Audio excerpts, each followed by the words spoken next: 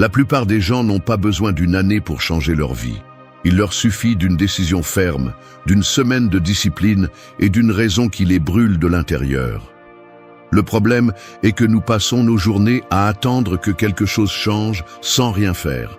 Nous nous plaignons, nous nous distrayons, nous nous enfonçons dans des excuses. Et puis nous pleurons parce que nous n'avançons pas. Mais tu sais quoi? Personne ne va te sauver.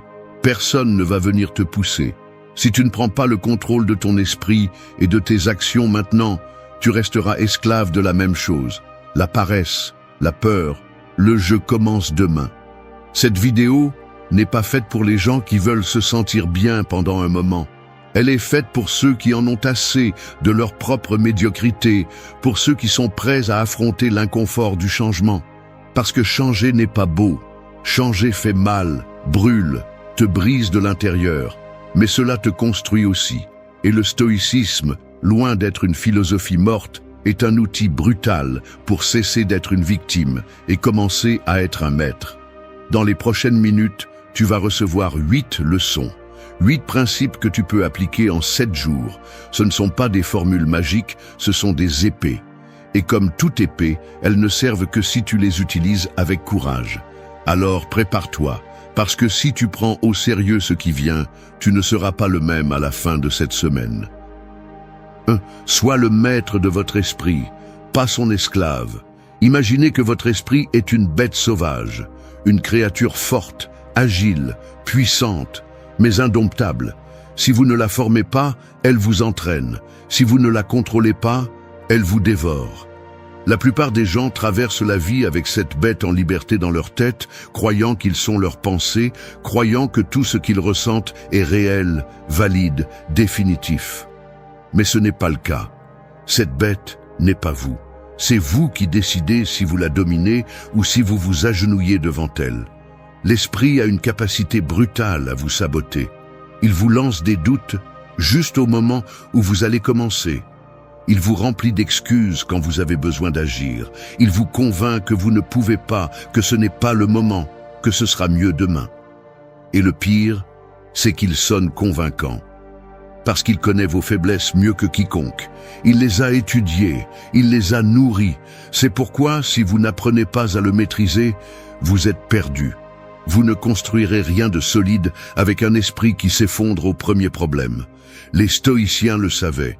Ils comprenaient que le véritable pouvoir n'est pas de contrôler le monde, mais de se gouverner soi-même. L'extérieur est instable, imprévisible. L'intérieur, en revanche, peut être formé. Vous ne pouvez pas décider si demain quelqu'un vous trahit, si votre entreprise tombe ou si la vie vous gifle, mais vous pouvez décider comment vous réagissez. Et cette décision change tout. Maîtriser votre esprit n'est pas une jolie phrase, c'est une bataille quotidienne.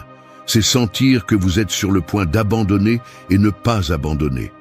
C'est entendre la voix qui vous dit « reste au lit » et se lever quand même. C'est être plein d'anxiété et agir calmement. Il ne s'agit pas d'éteindre vos émotions, il s'agit de les maîtriser, de ne pas les laisser prendre le volant, d'être vous qui conduisez, pas le chaos interne. Pour y parvenir, vous devez vous entraîner comme un guerrier entraîne son épée, tous les jours. Un moment de méditation, même si vous n'avez pas envie. Écrire ce que vous pensez, même si vous n'avez pas de clarté.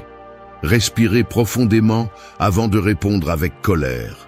Examinez vos pensées comme si vous étiez un gardien à la porte d'une forteresse. Ce qui ne vous renforce pas, n'entre pas, parce que ce que vous laissez passer sans contrôle devient une partie de vous.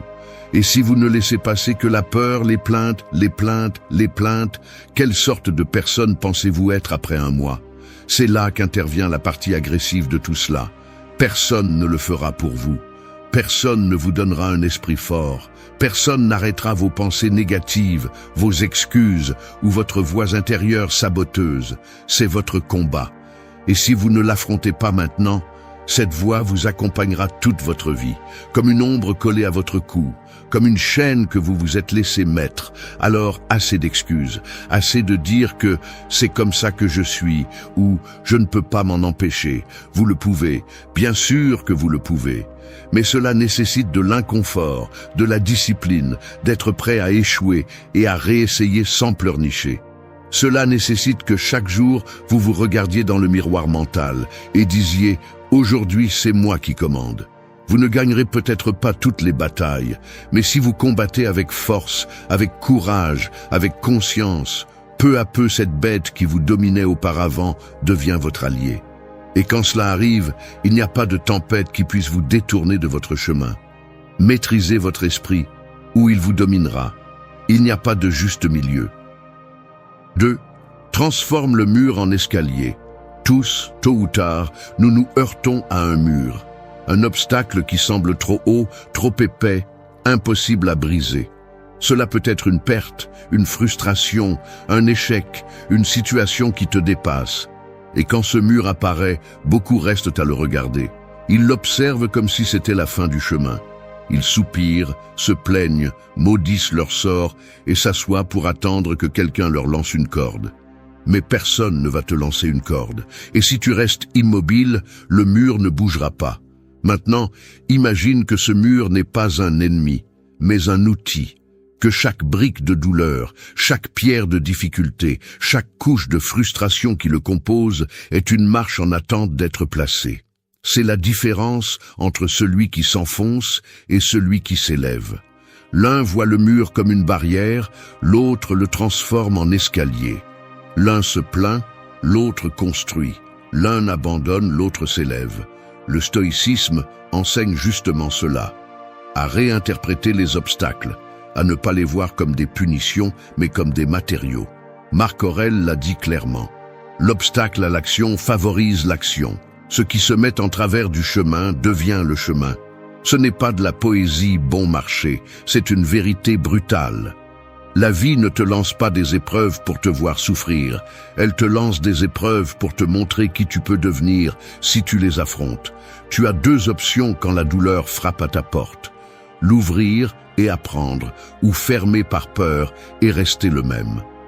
Mais si tu choisis la première option, chaque blessure devient une leçon, chaque chute, une base solide, chaque rejet, un rappel que tu n'es pas encore où tu devrais être. Oui, ça va faire mal. Oui, ça va être inconfortable. Mais c'est le prix de la croissance réelle. Pas celle qui s'écrit en phrases de motivation vide, mais celle qui se forge avec de la terre sous les ongles, de la sueur sur le front et des cicatrices sur l'âme. Il y a quelque chose d'important que tu dois comprendre. Il ne s'agit pas de nier la difficulté, il s'agit de l'utiliser. Le mur va être là. Tu décides si tu le vois comme un obstacle ou comme un point d'appui. Tu peux utiliser ton échec pour justifier ta médiocrité ou pour construire une nouvelle version de toi. Tu peux utiliser ta douleur pour te noyer dans l'autocompassion ou pour allumer une rage qui te pousse. Personne d'autre ne va prendre cette décision pour toi.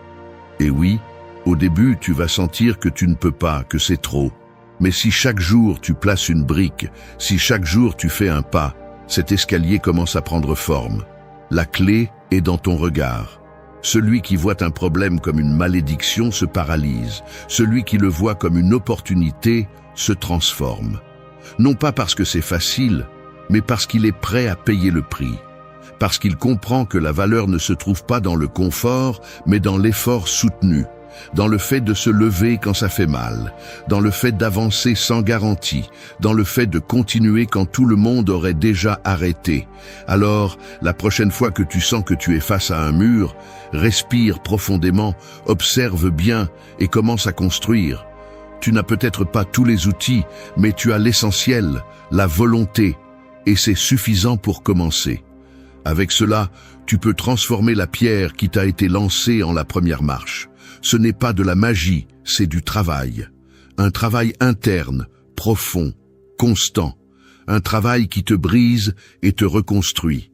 Et quand enfin tu regarderas en bas et verras tout ce que tu as gravi, tu te rendras compte que ce mur n'a jamais été un obstacle. C'était l'opportunité dont tu avais besoin. 3.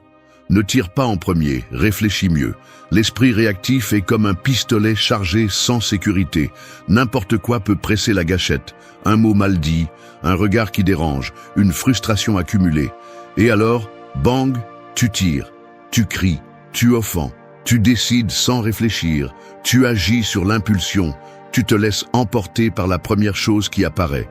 Et ensuite, lorsque la fumée se dissipe et que tu vois les dégâts, il est déjà trop tard. La balle est sortie. Les mots ont blessé. Les décisions ont brûlé des ponts. Et tout cela parce que tu n'as pas su t'arrêter une seconde et réfléchir mieux. L'impulsion est un piège déguisé en honnêteté. Elle nous fait croire que réagir instantanément est être authentique, fidèle à ce que nous ressentons. Mais la vérité est que souvent ce que nous ressentons sur le moment n'est rien de plus qu'un mélange de peur, de fierté blessée, de colère mal digérée ou d'anxiété débordante. Ce n'est pas de la sagesse, c'est du bruit. Et si tu n'apprends pas à distinguer entre ce que tu ressens et ce qui est correct, tu vas vivre en tirant des balles émotionnelles sur tout ce qui bouge. Et le pire, tu finiras par te tirer dessus toi-même. Les stoïciens étaient des maîtres dans l'art de la pause.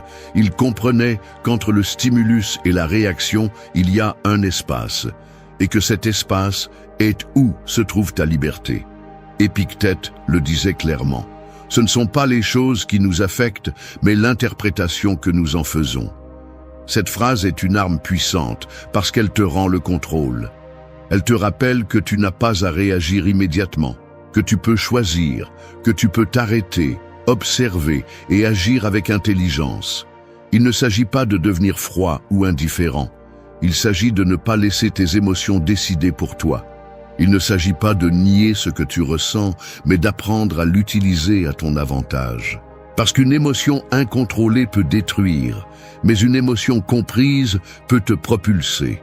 La colère, par exemple, n'a pas à se transformer en violence. Elle peut se transformer en énergie pour changer ce que tu n'aimes pas. La peur n'a pas à te paralyser. Elle peut t'avertir de quelque chose que tu dois mieux préparer. Mais si tu agis sans réfléchir, cette émotion devient un poison. Dans la vie quotidienne, cela s'applique à tout. Quand quelqu'un t'insulte, quand quelque chose ne se passe pas comme tu le voulais, quand tu reçois une critique, quand une situation te met hors de toi. À ce moment-là, la plupart des gens réagissent. Mais tu n'es pas la majorité. Tu n'es pas venu vivre brutalement. Tu es en train de construire un esprit fort, trempé, affûté. Et cela exige que tu apprennes à arrêter ton doigt avant de presser la gâchette, à respirer avant de répondre, à observer avant d'agir. Parce que la véritable force n'est pas dans la réaction rapide, mais dans la réponse claire. Fais-en une habitude. Face à toute situation qui te perturbe, répète mentalement une phrase stoïcienne simple et brutale. Cela ne me contrôle pas. Ensuite, respire. Compte 3. Et alors décide. Décide si ça vaut la peine de parler, si c'est mieux de se taire, si tu as besoin d'agir ou d'attendre. Celui qui tire en premier se repent généralement plus tard. Mais celui qui pense en premier frappe avec précision. Alors ne sois pas une arme sans contrôle, sois un stratège, sois un esprit froid au milieu du feu. Parce que quand les autres perdent la tête, celui qui la garde a le pouvoir. Et le vrai pouvoir n'est pas dans le fait d'élever la voix, mais de contrôler ce que tu dis. Il ne s'agit pas de faire plus de bruit, mais de bouger avec précision. Il ne s'agit pas de te réprimer, il s'agit de te gouverner. Et si tu y arrives, tu ne te contenteras pas d'éviter de détruire des choses précieuses. Tu commenceras aussi à construire une vie sur des bases solides, où ce n'est pas l'impulsion qui commande, mais la sagesse. 4. Choisis le feu qui te forge, pas l'ombre qui te calme. Il y a 2 endroits où tu peux rester, face au feu ou sous l'ombre. Le feu brûle, dérange, exige, mais il transforme aussi. Il forge l'acier, trempe l'esprit, révèle ce que tu es quand il ne reste plus rien à cacher. L'ombre, en revanche, est confortable, douce, tranquille. Elle te caresse pendant que tu te flétris. Elle te protège de l'inconfort, mais elle t'endort aussi. Et ce qui dort trop longtemps meurt. La plupart choisissent l'ombre parce qu'ils ont peur de brûler. Mais celui qui veut grandir, celui qui veut se réveiller, celui qui veut devenir irrésistible, doit apprendre à marcher dans le feu. Le stoïcisme ne te dit pas « évite la douleur ». Il te dit « utilise-la ». Il t'enseigne que la souffrance n'est pas l'ennemi, que l'inconfort n'est pas quelque chose que tu dois éviter, mais affronter avec dignité. Parce que c'est dans les moments inconfortables, dans les épreuves, dans les jours où tout est difficile, que le caractère se forme vraiment. Il n'y a pas de transformation sans effort. Il n'y a pas d'évolution sans pression. Personne ne devient fort en évitant la douleur. On devient fort en la traversant les yeux ouverts, le cœur ferme, la volonté dure comme la pierre. Aujourd'hui, tout invite à l'ombre. Le divertissement constant, les réseaux, les excuses bien déguisées. Tout est fait pour que tu échappes à l'effort, pour que tu cours chaque fois que quelque chose fait un peu mal, pour que tu te convainques que tu n'as pas besoin d'être mal à l'aise. Mais c'est un piège, parce que chaque fois que tu choisis l'ombre, tu perds une partie de toi, une partie qui aurait pu devenir plus forte, plus sage, plus résistante. Mais tu l'as laissé mourir pour te sentir à l'aise 5 minutes de plus. Choisir le feu n'est pas joli, ce n'est pas glamour. Personne ne va t'applaudir pour te lever tôt quand tu n'as pas envie, pour dire la vérité quand ça fait mal, pour assumer des responsabilités quand il serait plus facile de blâmer les autres. Mais ce genre de décisions, celles que presque personne ne voit, sont celles qui changent ta vie à la racine, parce qu'elles te montrent de quoi tu es fait. Et cela vaut plus que n'importe quelle prise externe. Les stoïciens vivaient en s'entraînant à l'adversité. Ils pratiquaient l'inconfort. Ils dormaient sur le sol, marchaient sous la pluie, avaient faim volontairement. Non pas parce qu'ils étaient masochistes, mais parce qu'ils savaient que la vie n'est pas une promenade douce et que celui qui ne s'entraîne pas pour les difficultés se brise à la première tempête. Le feu ne les effrayait pas, ils le cherchaient, parce qu'ils savaient que là, et seulement là, se trouvait la véritable liberté. Pas la liberté de faire ce que tu veux, mais celle de résister à ce qui vient sans te briser. Tu décides tous les jours si tu vas continuer à fuir ou si tu vas regarder le feu en face, si tu vas t'anesthésier avec des excuses ou si tu vas brûler un moment pour devenir quelqu'un de plus fort. Parce que oui, ça va faire mal, mais la douleur que tu choisis a du pouvoir. La douleur que tu acceptes consciemment te forme, elle t'enseigne, elle te polit. Ce n'est pas la douleur le problème, c'est ta résistance à elle qui te détruit. Alors arrête de chercher refuge dans l'ombre. Tu n'es pas venu pour te cacher, tu es venu pour grandir, pour te forger, pour devenir quelqu'un qui peut résister et avancer la tête haute. Et pour cela, il faut brûler. Il faut marcher sur des braises. Il faut choisir l'inconfort quand le confort te chuchote à l'oreille. Parce que seul celui qui traverse le feu avec fermeté devient quelqu'un digne de respect. Non pas pour ce qu'il dit, mais pour ce qu'il a supporté et pour ce qu'il a construit avec chaque cicatrice.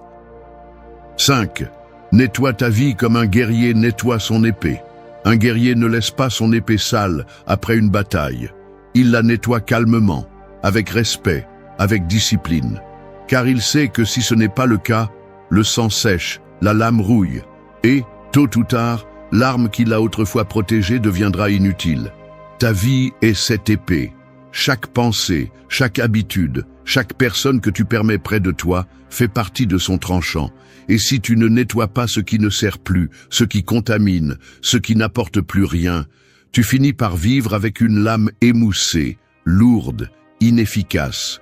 Tu deviens lent, tu deviens maladroit, tu deviens faible. Il y a des choses qui doivent être coupées sans hésitation. Des relations qui épuisent, des habitudes qui stagnent, des routines qui t'éteignent de l'intérieur. Mais souvent, tu les laisses être, tu les tolères, tu leur donnes de l'espace. Pourquoi ? Parce qu'il est plus facile de vivre dans le familier que d'assumer la douleur de lâcher prise. Parce que nettoyer implique un effort, implique de faire face à des vérités qui font mal, implique de laisser derrière toi des parties de toi qui t'ont autrefois servi, mais qui aujourd'hui ne font que te retenir. Le stoïcisme enseigne l'importance de la clarté, de l'ordre intérieur, de la responsabilité absolue sur ton environnement et ton état mental. Tu ne peux pas avancer légèrement si tu portes des choses brisées. Tu ne peux pas penser clairement si ton esprit est plein de déchets émotionnels. Et encore moins, tu peux grandir si tu continues à être entouré de bruit. Le guerrier n'attend pas que l'épée rouille pour agir. Il la nettoie tous les jours, sans faute, sans excuse, parce qu'il sait que sa vie en dépend. Et ta vie dépend de la même chose, de ta volonté de nettoyer ce qui n'a plus sa place. Regarde ton environnement avec une brutalité honnête. Qui te soustrait plus qu'il ne t'apporte? Qu'est-ce que tu fais chaque jour qui, tu le sais, te fait un peu plus sombrer? Quel mensonge te répètes-tu pour justifier ton immobilisme? Ce sont les tâches que tu dois frotter jusqu'à ce qu'elles disparaissent. Non pas parce que c'est facile, mais parce que ne pas le faire est pire.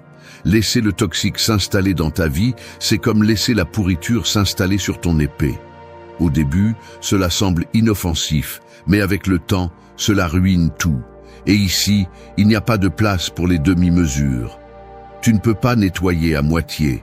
Tu ne peux pas dire « bon, ce n'est pas si mal » ou « c'est que je m'y suis habitué ». Non, ce qui n'ajoute pas, soustrait. Ce qui ne te pousse pas, te freine. Et si tu veux vraiment transformer ta vie, tu dois avoir le courage de regarder le chaos qui t'entoure et commencer à le balayer sans pitié. C'est ce que fait quelqu'un qui prend son développement au sérieux. Il ne s'agit pas de devenir parfait, il s'agit d'être conscient, de vérifier chaque coin de ta journée et de te demander « est-ce que cela me rend plus fort ou plus faible? Est-ce que cela me rapproche de qui je veux être ou est-ce que cela m'éloigne ?» Le guerrier ne nettoie pas son épée par vanité, il le fait par nécessité, parce qu'il sait qu'une lame sale est une trahison en plein combat. Et tu es en combat constant, contre tes peurs, contre tes excuses, contre le monde qui veut te distraire. Tu as besoin d'être aiguisé, tu as besoin d'être propre. Alors, n'aie pas peur de lâcher ce qui ne te sert plus, n'aie pas peur de couper ce qui ne convient plus. Parce que chaque fois que tu nettoies, tu avances plus léger. Chaque fois que tu décides fermement ce qui reste et ce qui part, tu aiguises ton caractère. Et une personne au caractère aiguisé est quelqu'un qui non seulement résiste à la vie, mais la domine, comme un véritable guerrier. Un guerrier qui ne brille pas par ce qu'il paraît, mais parce qu'il a eu le courage de laisser derrière lui. 6. Marche même si tu n'as pas envie. Un lion affamé n'attend pas d'être d'humeur pour chasser. Il ne reste pas à l'ombre à se demander s'il est motivé, si la journée est belle ou si sa patte lui fait mal.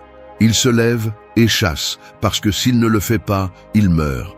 C'est l'état d'esprit que tu dois adopter si tu veux transformer ta vie. Agir, même si tu n'as pas envie. Avancer même si tu es fatigué. Bouger, même si ton esprit te murmure 1000 excuses. Parce que si tu attends de te sentir bien pour commencer, tu resteras au même endroit toute ta vie. La vérité est que tu n'auras pas toujours de l'énergie. Tu ne seras pas toujours motivé. L'inspiration s'en va, l'émotion diminue, le corps s'épuise. Mais si ta discipline dépend de ton humeur, alors ta vie est entre les mains du hasard. Et c'est dangereux, parce que l'esprit est expert en procrastination, en déguisant la paresse en auto-soin, en justifiant l'inaction comme si c'était de l'amour-propre. Mais la vérité est que souvent ce que tu appelles repos n'est que de la capitulation déguisée. Les stoïciens ne vivaient pas à la merci de leurs émotions. Ils agissaient en fonction de ce qui était juste, non en fonction de ce qu'ils ressentaient. Ils savaient que s'ils attendaient d'être d'humeur pour faire ce qui est nécessaire, ils ne feraient jamais rien d'important.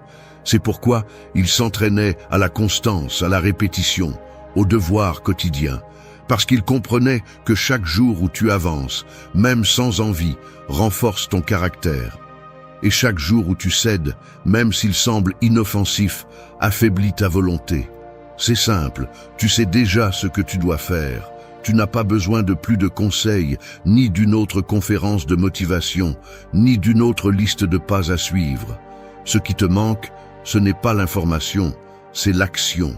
Et cette action doit surgir précisément quand tu en as le moins envie. Quand tu es au lit et que tout te dit de continuer à dormir, c'est là que la différence se forge.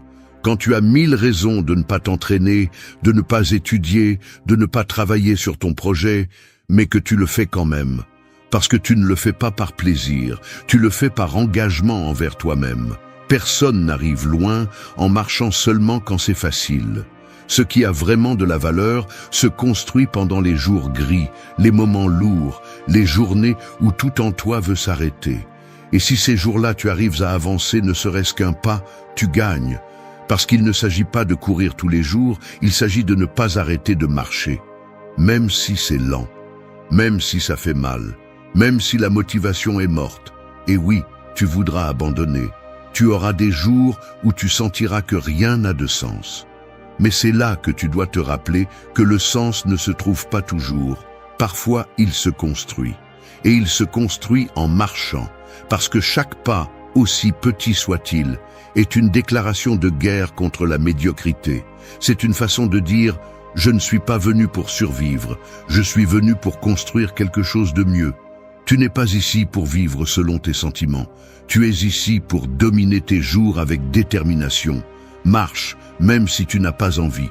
Fais ce que tu as dit que tu ferais. Tiens ta parole.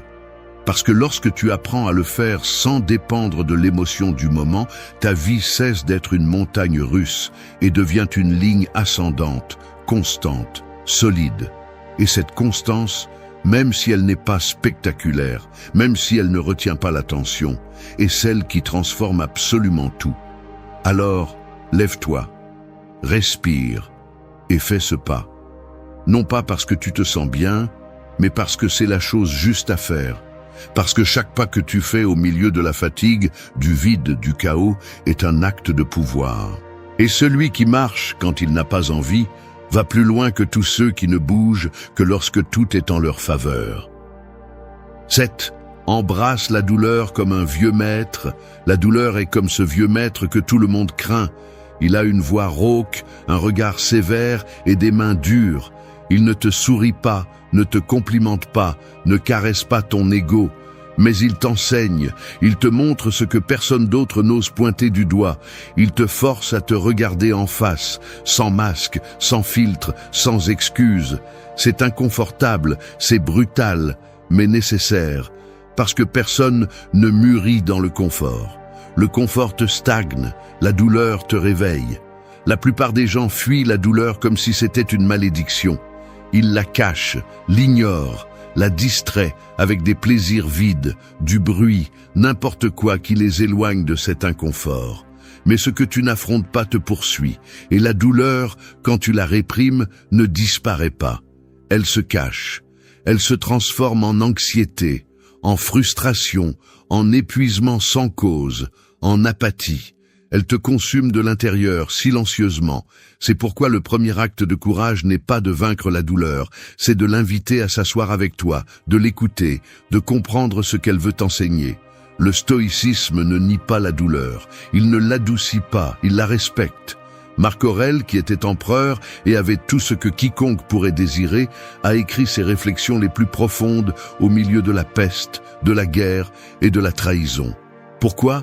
Parce qu'il comprenait que la souffrance ne le rendait pas moins sage, elle le rendait plus conscient. Il savait que chaque coup de la vie était une opportunité pour renforcer son âme. Et toi, même si tu n'es pas empereur, tu peux choisir la même chose. La douleur fait partie du processus. Si tu changes, tu vas souffrir. Si tu lâches prise, tu vas souffrir. Si tu grandis, tu vas souffrir. Mais ne confonds pas la douleur avec la destruction. Ce qui fait mal ne te brise pas toujours, parfois ça te reconstruit. Et souvent, l'endroit que tu crains le plus est l'endroit où se cache la version la plus forte de toi. Mais tu ne la trouveras pas si tu continues à fuir. Tu dois rester, respirer profondément, accepter que le chemin va brûler, et marcher quand même.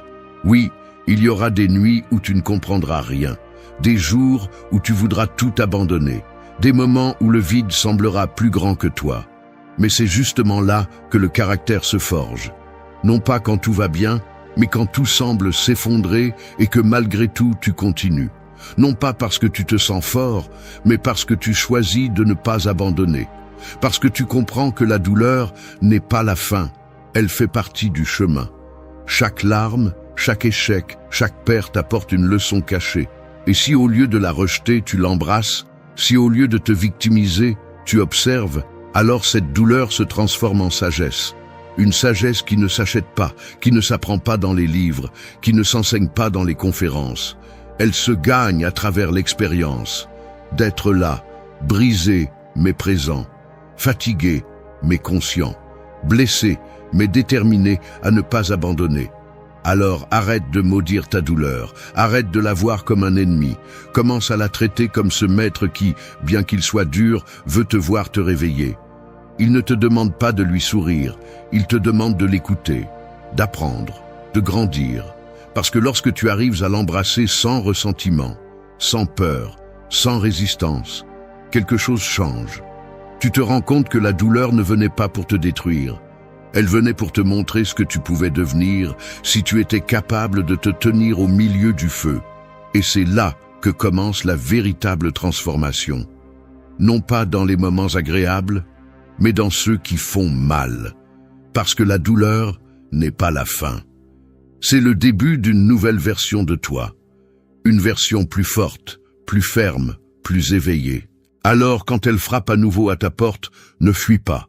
Ouvre-lui, regarde-la dans les yeux et dis-lui « Enseigne-moi ». 8. Ne gaspille pas de poudre sur les oiseaux. Tirer sur chaque oiseau qui passe, c'est se retrouver sans balles quand cela compte vraiment. Il y a des gens qui dépensent toute leur énergie dans des combats inutiles, dans des discussions sans sens, à prouver des choses à ceux qui n'importent même pas. Ils se lèvent avec une charge de poudre émotionnelle chaque jour, mais au lieu de l'utiliser pour construire, pour avancer, pour défendre ce qui en vaut la peine, ils la gaspillent en visant tout ce qui bouge. Ils sont offensés par tout, ils s'en mêlent dans des mots vides. Ils s'épuisent à impressionner, à répondre aux critiques, à régler des comptes avec des fantômes. Ce n'est pas de la force, c'est de la faiblesse mal déguisée. La vraie force n'a pas besoin de se prouver à chaque instant. Celui qui est fort, celui qui sait qui il est et ce qu'il veut, ne tire pas au premier bruit.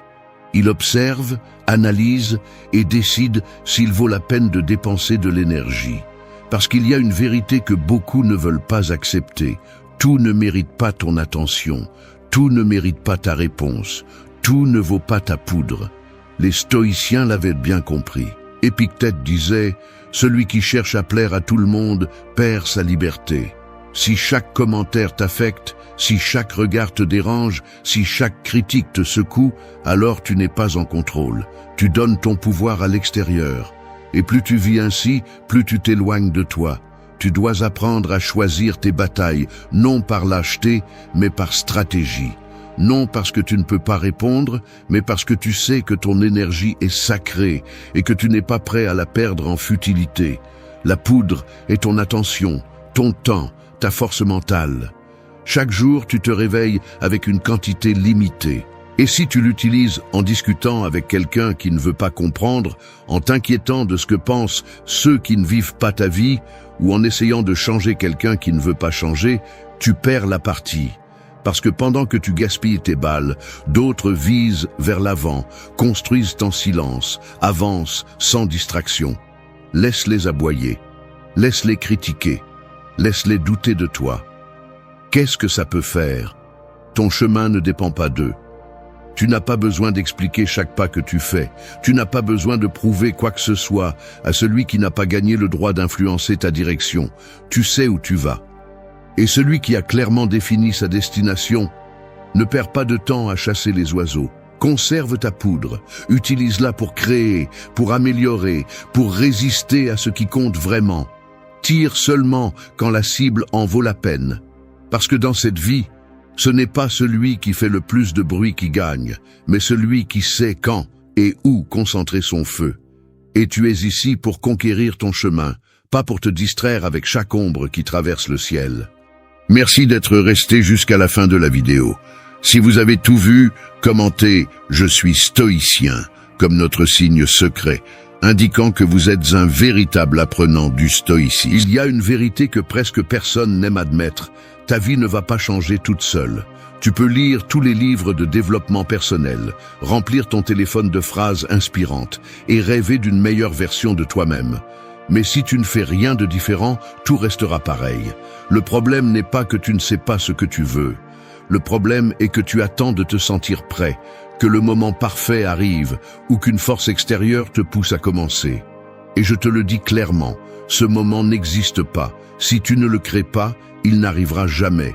La vie ne consiste pas à attendre, elle consiste à agir, à endurcir l'esprit, à lever le corps même quand il est lourd, à regarder tes excuses en face et leur dire qu'elles ne commandent plus.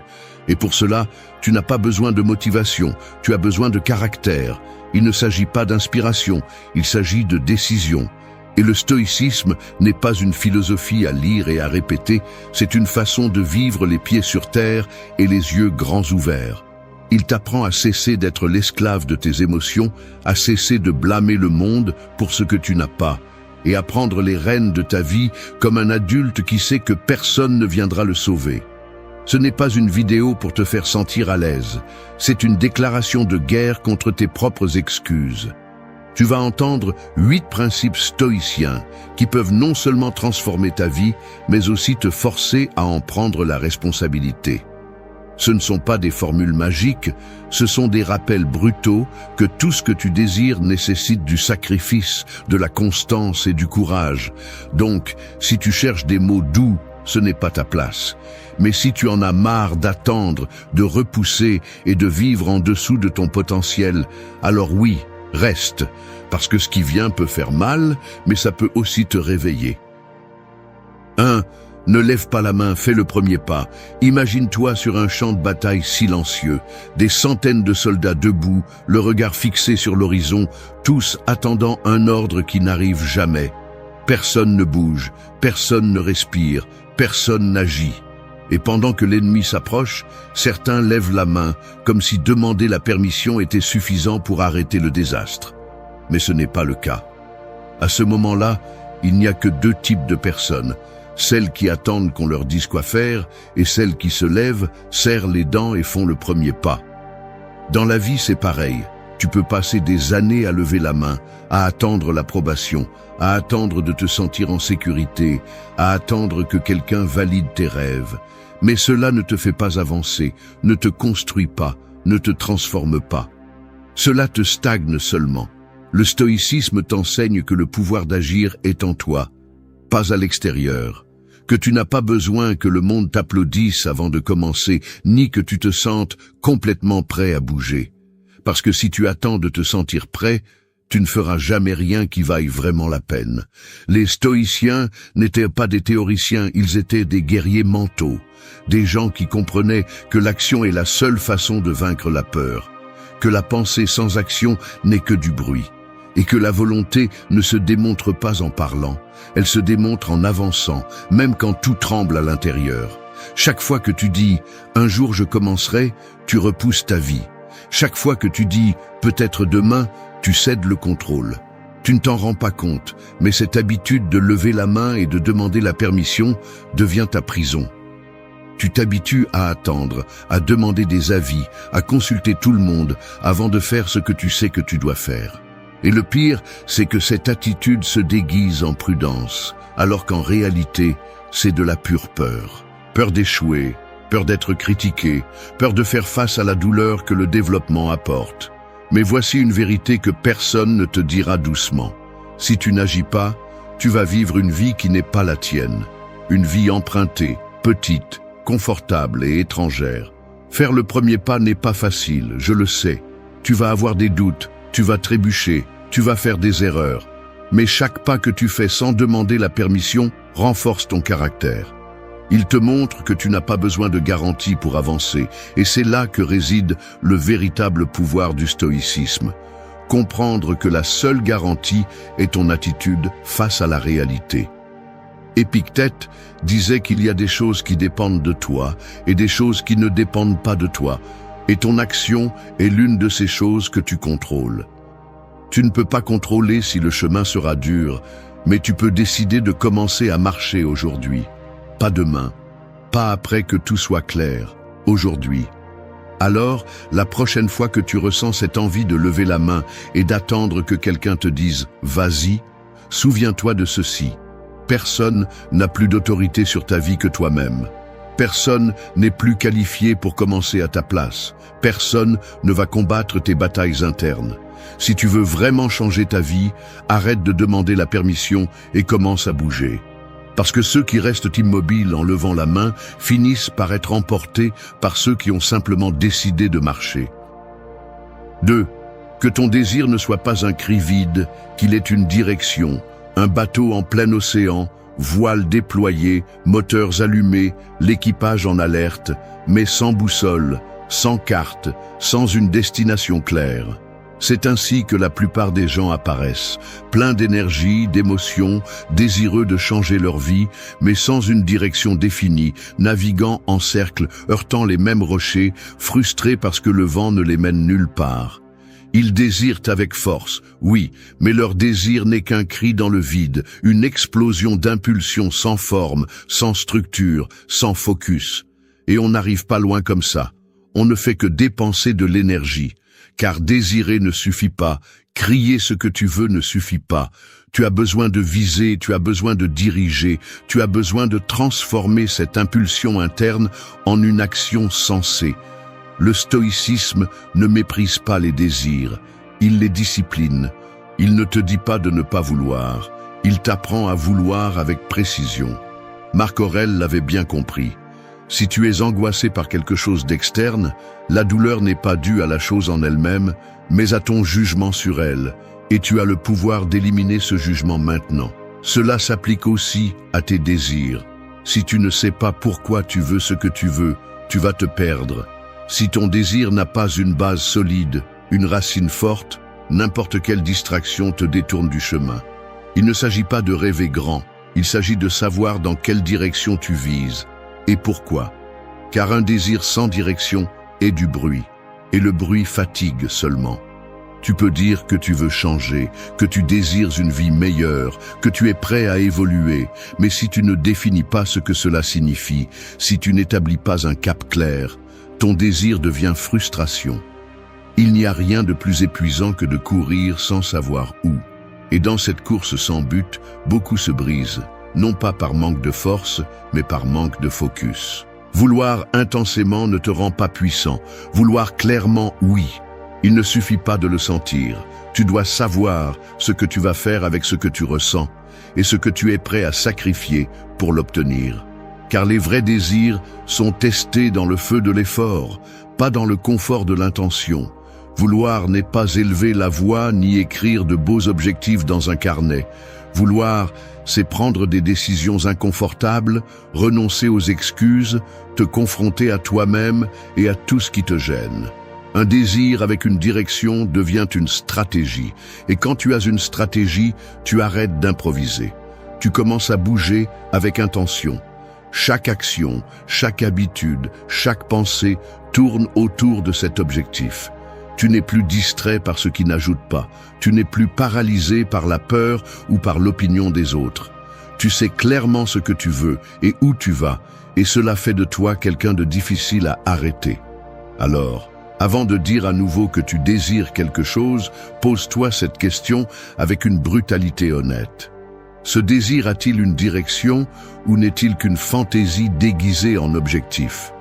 Parce que s'il n'a pas de direction, peu importe combien tu le veux, tu n'arriveras nulle part.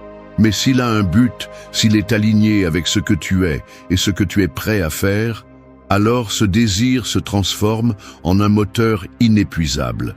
Ne sois pas un bateau à la dérive, ne sois pas du bruit, sois intention, sois direction. Parce que celui qui ne sait pas où il va finit n'importe où, et c'est presque jamais là où il voulait être. 3. Brise la zone de confort avant qu'elle ne te brise. Imagine une cage construite avec des oreillers. Douce, chaude, confortable. Une prison déguisée en repos. Au début, elle semble inoffensive, même accueillante. Elle te dit qu'il n'y a pas de hâte, que tu es bien où tu es, que tu peux rester un peu plus longtemps. Et tu restes. Un jour, une semaine, un an.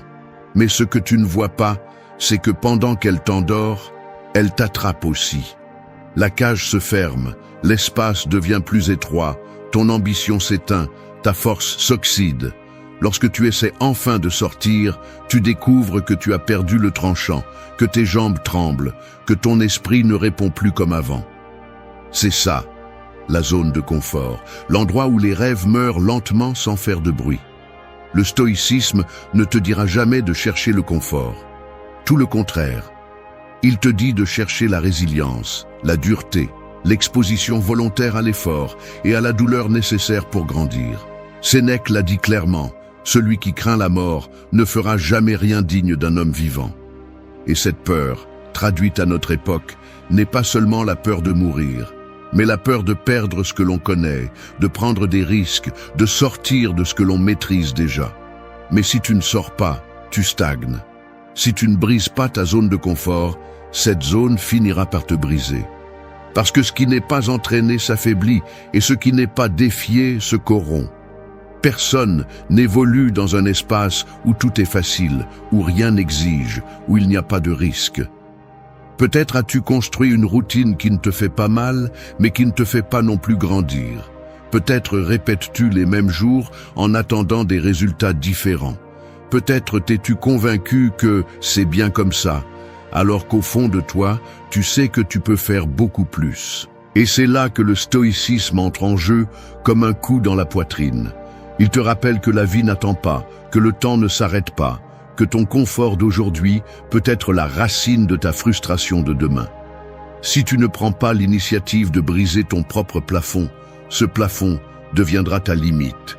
Et tu t'habitueras tellement à vivre à moitié que tu cesseras de remarquer que tu es piégé. Sortir de la zone de confort ne signifie pas se jeter dans le vide sans sens. Cela signifie affronter ce qui est inconfortable, ce que tu ne contrôles pas totalement, ce qui te force à donner plus de toi-même. Cela signifie dire oui à la douleur de la croissance et non au plaisir immédiat qui t'endort.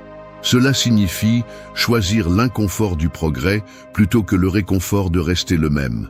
Parce que la transformation n'est pas un processus joli ni romantique, elle est crue, elle est chaotique, elle est défiante. Et si tu n'es pas prêt à passer par là, ne te plains pas ensuite de ne pas être arrivé nulle part. Regarde ta vie avec une brutalité honnête. Demande-toi quelles sont les choses que tu fais simplement parce que tu les connais déjà. Quels sont les lieux que tu continues à habiter simplement parce qu'ils te donnent de la sécurité? Quelles décisions continues-tu à repousser par peur du changement? Parce que si tu ne les affrontes pas maintenant, la vie se chargera de te mettre dos au mur plus tard. Et là, il n'y aura pas d'oreiller pour te protéger. Ce que tu choisis d'éviter aujourd'hui est ce qui te coûtera le plus cher demain. Brise la zone de confort avant qu'elle ne te brise. N'attends pas le point de rupture. Tu n'as pas besoin d'atteindre le fond pour décider de remonter.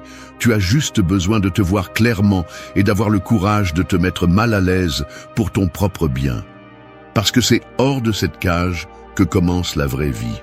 Et si tu vas souffrir, parce que tu vas souffrir d'une manière ou d'une autre, que ce soit pour grandir, pas pour rester petit. 4. Rêve en grand, mais avance les pieds sur terre. Un château dans les airs peut sembler imposant de loin, briller d'illusions et élever tes attentes comme s'il était déjà réel. Mais s'il n'a pas de fondation solide sur terre, un seul coup de vent suffit à le faire s'écrouler. Et c'est exactement ce qui arrive à celui qui rêve sans direction, sans travail, sans action.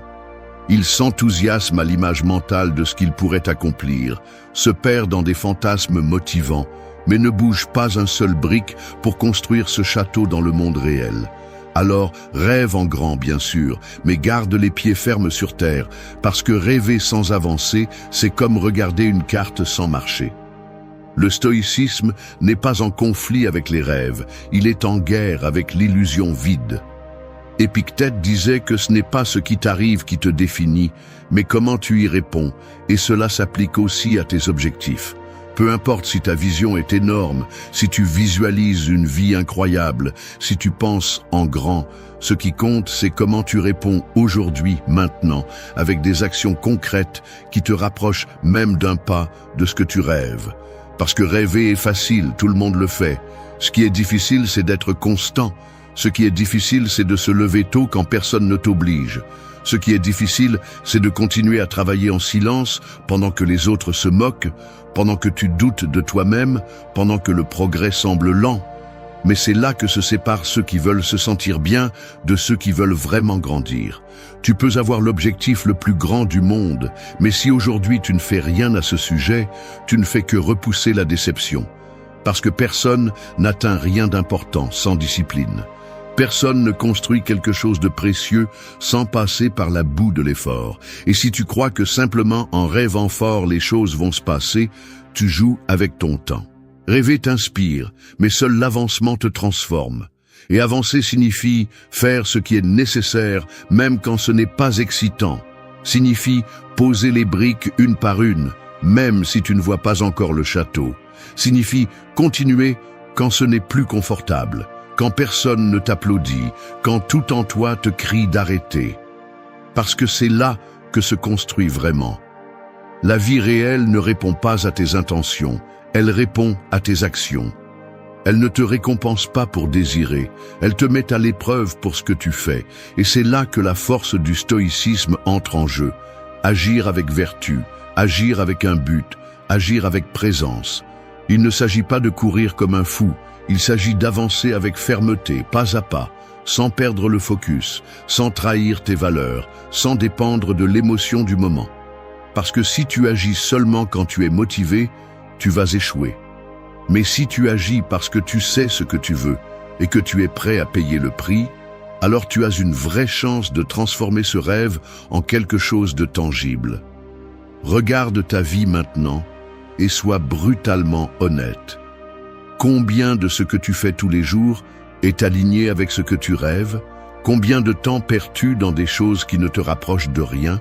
Combien d'excuses répètes-tu pour justifier ton immobilisme? Parce que le château ne se construit pas seul et le temps ne pardonne pas. Rêve grand, rêve sans limite, imagine l'impossible, mais marche fermement. Engage-toi dans le processus, embrasse l'inconfort du chemin et accepte que chaque pas, même petit, a plus de pouvoir que 1000 pensées. La tête dans le ciel, oui, mais les pieds dans la boue, parce que c'est là que tout ce qui vaut la peine commence. 5. Lâche le résultat, mais jamais l'engagement. Imagine un archer au milieu de la forêt. Il a l'arc tendu, les yeux fixés sur la cible, le corps en silence total. Il s'est entraîné pendant des années, il a échoué, il a réussi, il a répété la même posture des milliers de fois. Aujourd'hui, il se sent prêt. Il inspire, vise et lâche la flèche avec tout ce qu'il a. Mais une rafale de vent la dévie et elle ne touche pas le centre. A-t-il échoué? Non. Parce que sa responsabilité n'était pas de contrôler le vent, c'était de faire ce qui dépendait de lui, avec précision, concentration et détermination. C'est ainsi dans la vie. Tu peux donner le meilleur de toi-même et pourtant ne pas obtenir le résultat que tu espérais. L'erreur n'est pas d'échouer, l'erreur est de renoncer quand le résultat n'arrive pas comme tu le voulais. Trop de personnes sont obsédées par ce qu'elles ne peuvent pas contrôler. Elles vivent attachées à un résultat spécifique, comme si leur valeur en dépendait. Elles se frustrent quand elles ne voient pas de progrès immédiat, quand la reconnaissance n'apparaît pas, quand l'objectif semble trop éloigné. Mais la vie n'est pas conçue pour s'adapter à tes attentes. Si tu t'engages seulement quand tout va bien, alors tu n'es pas vraiment engagé. Tu es accroché à une idée qui te convient tant que les choses vont en ta faveur. Le véritable engagement se démontre quand tout se met contre toi et que tu choisis quand même de continuer. Le stoïcisme ne t'apprend pas à être froid ou insensible, il t'apprend à être stable, à rester ferme sur ton chemin, peu importe les hauts et les bas. Parce que quand tu es obsédé par le résultat, chaque petit obstacle se ressent comme une catastrophe.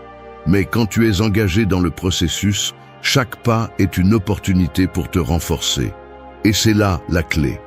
Il ne s'agit pas de combien de fois tu gagnes, mais de combien de fois tu fais ce que tu as dit que tu ferais, même sans voir aucun type de récompense. Lâche le résultat parce que tu ne le contrôles pas, mais ne lâche jamais l'engagement, parce que ça dépend de toi.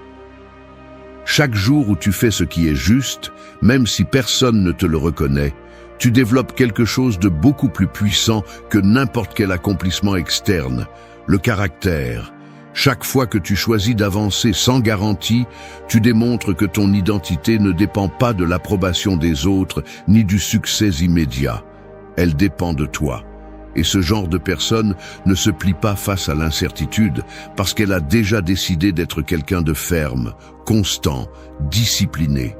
Beaucoup abandonnent non pas parce qu'ils sont faibles, mais parce qu'ils n'ont jamais appris à lâcher le besoin de tout contrôler. Ils pensaient que s'ils faisaient les choses correctement, tout serait parfait. Et quand ce n'était pas le cas, ils se sont effondrés. Mais la réalité ne fonctionne pas comme ça. Parfois, tu fais tout bien et les choses tournent mal quand même. Parfois, tu donnes tout et tu ne reçois rien. Mais cela ne signifie pas que tu dois abandonner. Cela signifie que tu dois faire la paix avec l'incertitude et continuer à avancer. Parce que ton pouvoir réside dans le fait de rester engagé malgré le bruit, malgré l'échec, malgré le silence. Ton engagement doit être inébranlable. Non pas parce qu'il garantit des résultats, mais parce qu'il définit qui tu es. Le monde a besoin de plus de personnes qui agissent à partir de la conviction, pas de l'émotion. Plus de personnes qui continuent à faire ce qui est juste, même si elles sont épuisées, frustrées ou déçues. Parce que le véritable succès n'est pas d'arriver, c'est de ne jamais abandonner. Ne mets pas ton identité dans le résultat, parce que s'il échoue, tu tombes avec lui. Mets ton identité dans le processus, dans la constance, dans la façon dont tu restes ferme quand personne ne te regarde. Parce que les résultats vont et viennent, mais le caractère que tu forges en maintenant ton engagement lorsque tout est incertain, celui-là reste avec toi pour toujours. 6. Transforme ta douleur en l'élan qui te soulève. La douleur est comme un feu à l'intérieur de la poitrine. Elle brûle, consume, étouffe. Au début, tu veux seulement l'éteindre, fuir, te cacher, chercher une sortie rapide pour ne plus la sentir.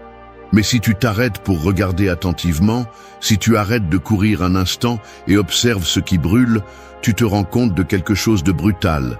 Le feu éclaire aussi.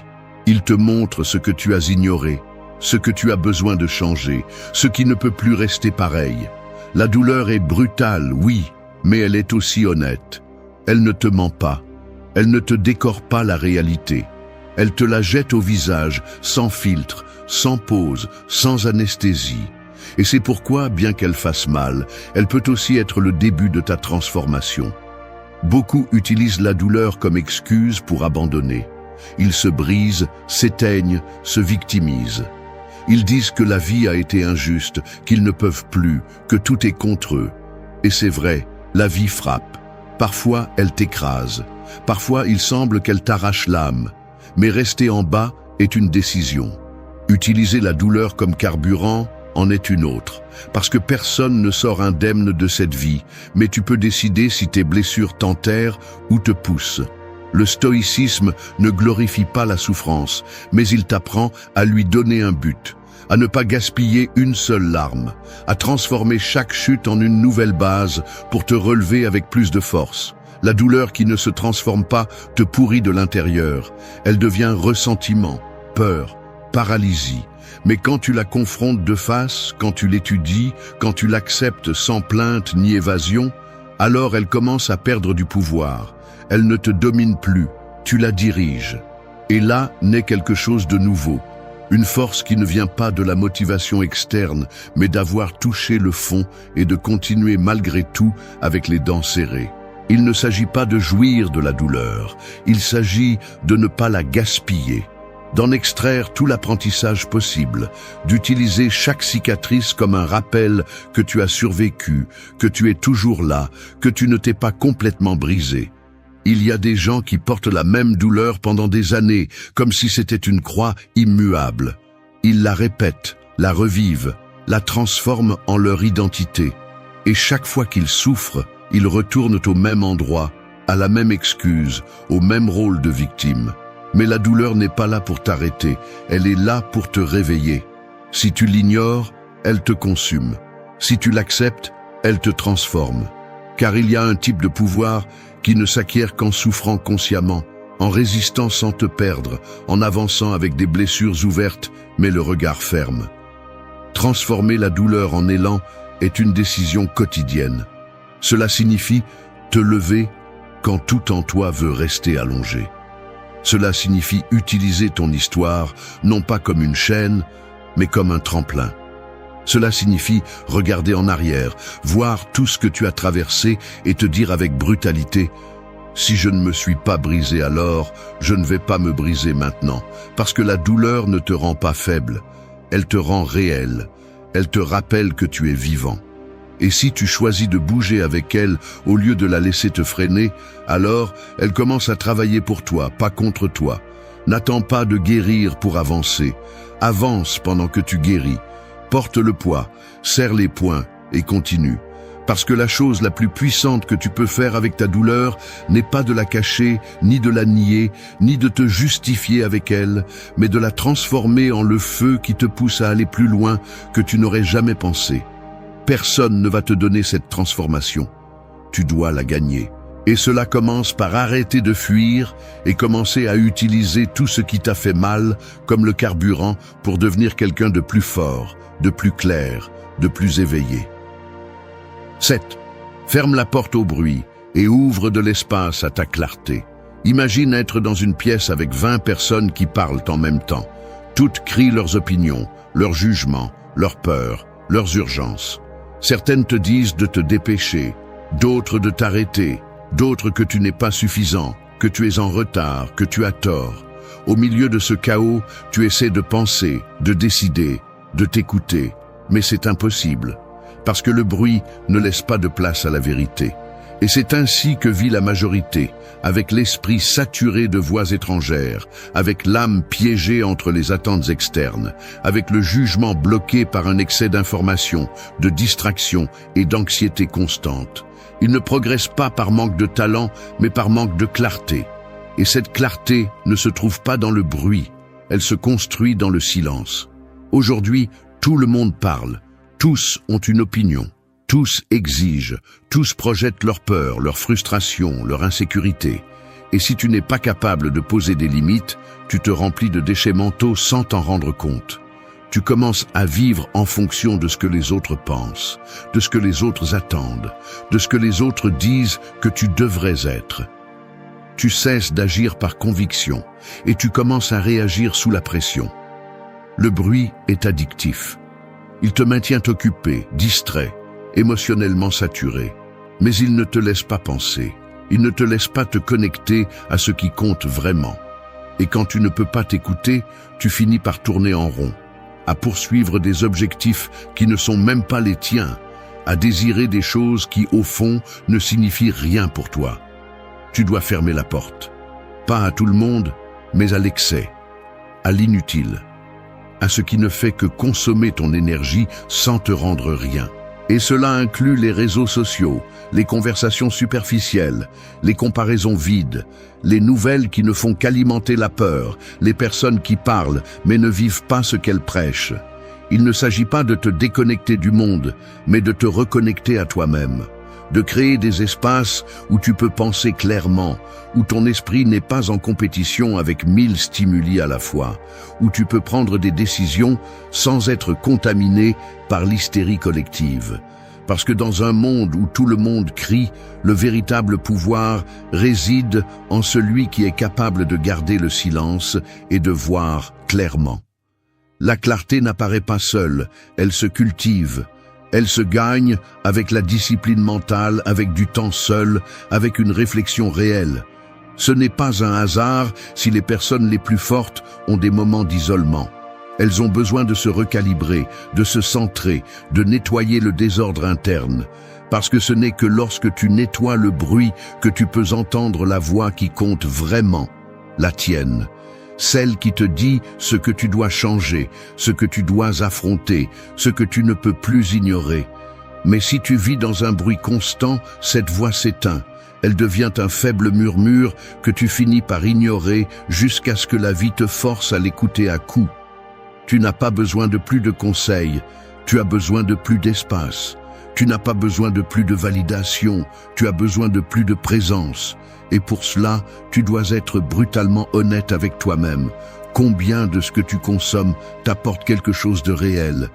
Combien de décisions prends-tu en fonction de ce que les autres pensent? Combien de fois par jour réagis-tu automatiquement parce que tu es saturé et tu ne le remarques pas? Si tu ne nettoies pas le bruit t'emporte. Il te transforme en une version de toi que tu n'as pas choisie. Et le pire, c'est que tu ne le remarques même pas jusqu'à ce que tu sois déjà perdu. Ferme la porte. Non pas parce que tu es faible, mais parce que tu es responsable. Parce que ton esprit est un champ de bataille et tu ne peux pas te défendre si tu es débordé. Protège-toi du bruit comme tu te protégerais d'une menace directe parce que c'est ce qu'il est. Un esprit bruyant ne peut pas voir clairement et si tu ne vois pas clairement, tu vas échouer. Tu vas faire de mauvais choix, tu vas tomber dans des pièges émotionnels, tu vas vivre à l'aveugle. Le silence n'est pas de l'isolement, c'est une stratégie. Et si tu veux avancer avec force, avec précision, avec direction, tu as besoin d'espace, tu as besoin d'ordre, tu as besoin de fermer la porte au bruit et d'ouvrir l'espace où tu peux enfin penser avec la force de celui qui sait où il va. 8. Comporte-toi aujourd'hui comme celui que tu es déjà à l'intérieur. Imagine une statue de marbre au milieu d'une salle sombre. Personne ne sait ce qu'elle représente. Elle est encore sans forme, sans détail, sans expression. Mais le sculpteur, bien que la pierre soit encore entière, voit déjà ce qu'il y a à l'intérieur. Il voit le visage, la posture, l'intensité. Il n'invente rien de nouveau, il ne fait que révéler ce qui était déjà là, en attente. C'est ainsi que tu devrais te voir, comme une œuvre en cours, pas comme une personne incomplète, parce que tu sais déjà ce que tu veux être, tu le sens, tu le devines à chaque décision qui ne te correspond pas, à chaque habitude qui te pèse, à chaque moment où ton comportement ne reflète pas ce que tu as à l'intérieur. Il ne te manque pas de vision, il te manque de t'aligner avec elle. Il y a une distance brutale entre la personne que tu es et la personne que tu montres. Et ce n'est pas parce que tu es faux, mais parce que tu es encore en train de négocier avec ton potentiel. Tu sais ce que tu peux donner, ce que tu peux être, ce que tu mérites de construire, mais tu continues à te comporter comme si tu avais besoin de la permission pour devenir cela. Tu parles comme si tu étais faible, tu agis comme si tu n'étais pas prêt, tu te déplaces comme si ta meilleure version était un objectif lointain plutôt qu'une décision quotidienne. Et cela te coûte plus cher que tu ne le penses. Parce que chaque fois que tu choisis de te comporter comme une version réduite de toi-même, tu renforces cette identité médiocre. Tu la nourris. Tu la rends réelle. Comporte-toi comme celui que tu es déjà à l'intérieur. N'attends pas d'avoir plus d'argent, plus de confiance, plus de reconnaissance. N'attends pas qu'on t'applaudisse, qu'on te comprenne ou qu'on t'accompagne. Commence à agir comme cette version de toi qui te crie déjà de l'intérieur qu'il est temps de sortir. Habille-toi comme cette personne. Parle comme cette personne. Décide comme cette personne. Il ne s'agit pas de prétendre, il s'agit d'assumer, de vivre comme si tu étais déjà ce que tu es destiné à être, non pas à partir de l'ego, mais à partir de la responsabilité de cesser de te trahir. Beaucoup se perdent dans le jeu du un jour. Un jour, je serai discipliné. Un jour, j'aurai confiance en moi. Un jour, j'arrêterai de douter. Mais ce un jour n'arrive jamais si aujourd'hui, tu ne te comportes pas comme quelqu'un qui le mérite. Parce qu'il ne s'agit pas d'attendre d'avoir la vie parfaite pour changer. Il s'agit d'agir aujourd'hui comme le type de personne qui mérite cette vie. Et cela ne nécessite pas de talent. Cela nécessite du courage. Cela nécessite que tu sois celui qui fait la différence, non pas avec des mots, mais avec des actions répétées jusqu'à ce que ta réalité n'ait d'autre choix que de se mettre à jour avec ton identité. La vie ne va pas s'adapter à ce dont tu rêves, elle va se modeler selon ce que tu fais. Alors regarde-toi bien, demande-toi avec sévérité, agis-tu comme celui que tu dis vouloir être ? Honores-tu ta vision ou la sabotes-tu avec des actions qui contredisent ton désir? Car il ne sert à rien de rêver si tes habitudes restent coincées dans l'ancienne version de toi. Et tu n'as pas besoin de tout changer d'un coup. Tu as juste besoin de commencer aujourd'hui. Décide que tu ne vas plus repousser la version forte, claire et déterminée qui existe déjà en toi. Elle n'attend que tu arrêtes de la cacher. Il n'y a pas de plus grande trahison que de savoir qui tu peux être et de te le refuser par peur, par paresse ou par confort. Alors, comporte-toi comme celui que tu es déjà à l'intérieur. N'attends pas que le monde te le reconnaisse. N'attends pas que tout soit aligné. Agis dès aujourd'hui comme si tu étais déjà cette personne, et tôt ou tard, tu le seras. Non pas par hasard, non pas par miracle, mais parce que tu as osé vivre à partir de ta vérité, pas à partir de tes excuses. Merci d'être resté jusqu'à la fin de la vidéo. Si vous avez tout vu, commentez « Je suis stoïcien » comme notre signe secret, indiquant que vous êtes un véritable apprenant du stoïcisme. Le silence est comme une lame invisible. Celui qui le manie avec maîtrise n'a pas besoin de le brandir. Sa seule présence suffit à couper l'air. Dans un monde où tout le monde crie pour être vu, où les mots sont dépensés comme des pièces de monnaie dans les mains d'un pauvre anxieux, celui qui apprend à se taire intelligemment devient un être qui impose le respect sans effort, qui attire sans le demander, qui domine sans avoir besoin de hausser la voix. Je ne parle pas de se taire par peur ou de baisser la tête comme quelqu'un qui se sent inférieur. Je parle d'un silence conscient, lourd comme une montagne et tranchant comme une dague, un silence qui construit l'autorité, la présence et le magnétisme réel. Aujourd'hui, plus que jamais, celui qui sait se taire au bon moment a l'avantage dans un monde saturé de bruit.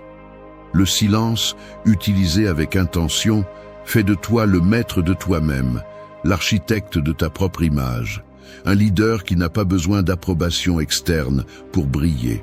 N'attends pas qu'on t'applaudisse pour parler moins, ni qu'on te comprenne immédiatement. Le véritable impact du silence n'a pas besoin d'explication.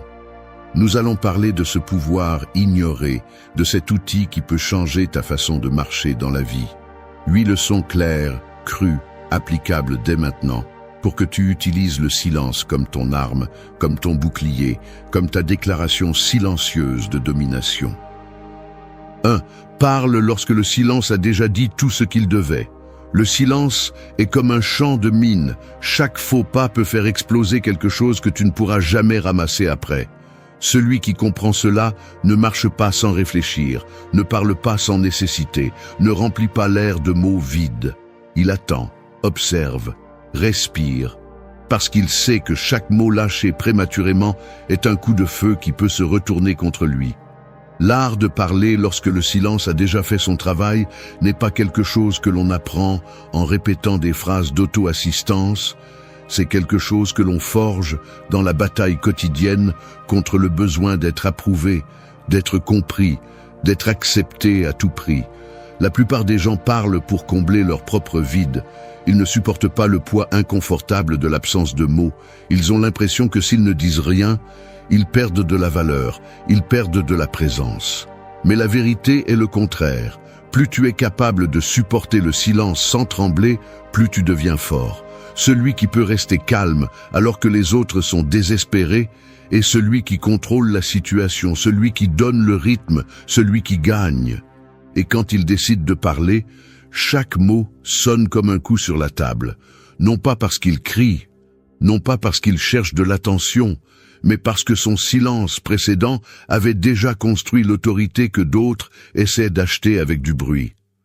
Le problème est que nous sommes programmés pour confondre rapidité avec intelligence et abondance de mots avec maîtrise. On nous a appris que celui qui répond le plus vite est le plus capable, que celui qui parle le plus fort a raison, que celui qui interrompt est le plus fort. Mensonge. Absolu mensonge. Celui qui ne sait pas attendre que le silence mûrisse, les idées se tirent une balle dans le pied. Parce que chaque mot dit avant l'heure non seulement révèle l'insécurité, mais te rend aussi prévisible, faible, manipulable. Le silence, en revanche, te donne un avantage brutal. Il te permet de lire les autres, de sentir l'ambiance, d'observer les véritables intentions cachées derrière les masques verbaux. Parler trop tôt est comme semer sur un sol sec. Peu importe l'effort que tu y mets, le résultat sera médiocre. Mais parler lorsque le silence a déjà semé le respect, le mystère et l'attention autour de toi est comme lancer une étincelle dans une forêt sèche. chaque mot prend, chaque idée brûle, chaque message se grave dans l'esprit de ceux qui t'entourent. Et cela ne s'obtient pas en improvisant. Cela s'obtient en te maîtrisant, en acceptant l'inconfort initial de ne pas vouloir combler le vide, en sachant que parfois le plus grand acte de force n'est pas de dire quelque chose de brillant, mais simplement d'attendre, de regarder et de laisser le poids du moment parler pour toi. Cela ne signifie pas toujours te taire, ni devenir un fantôme. Cela signifie que chaque fois que tu parles, c'est pour une raison claire, que tes mots sont un tir précis, pas une rafale désespérée. Cela signifie que tu comprends que ta valeur ne dépend pas de combien tu parles, mais de combien tu impactes quand tu décides d'ouvrir la bouche.